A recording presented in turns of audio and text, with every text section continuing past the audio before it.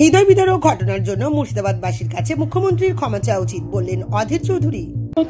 কিন্তু আমার কোনো দোষ নেই, কারণ আমি যেতেও চেয়েছিলাম ওদের বাড়ি, কিন্তু তাদের লুকিয়ে নিয়ে যাওয়া হয়েছে কেন? কোশ্চেনটা তো আমার থাকবে। তার মানে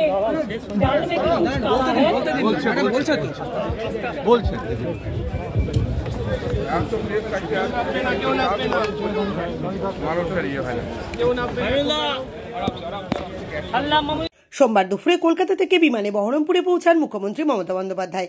জেলা প্রশাসনিক ভবনে তিনি মুর্শিদাবাদ জেলার একাধিক বিধায়ক, পুরসভার চেয়ারম্যান, মুর্শিদাবাদ লোকসভা কেন্দ্রের সাংসদ, মুর্শিদাবাদ জেলা পরিষদের সভাধিপতি সহ জেলা ও রাজ্য প্রশাসনের শীর্ষ কর্তাদের নিয়ে একটি রুদ্ধদ্বার বৈঠক করেন। সূত্র বলছে, মুর্শিদাবাদ জেলার সম্প্রতি যে অশান্তির ঘটনা ঘটেছে তা পুনরাবৃত্তি যাতে না হয়, বৈঠকে সেই নির্দেশ দিয়েছেন মুখ্যমন্ত্রী মমতা বন্দ্যোপাধ্যায়।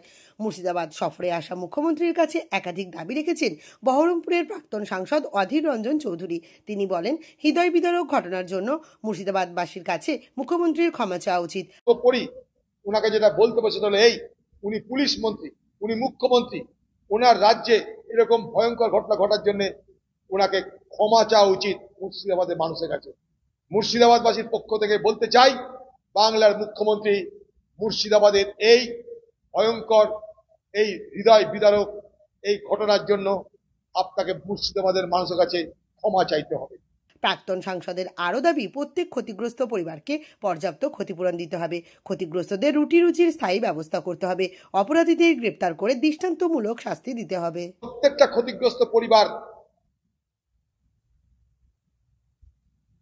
তাদের পর্যাপ্ত ক্ষতিপূরণ, রুটি রোজগারের স্থায়ী ব্যবস্থা এবং অপরাধীদের গ্রেপ্তার এবং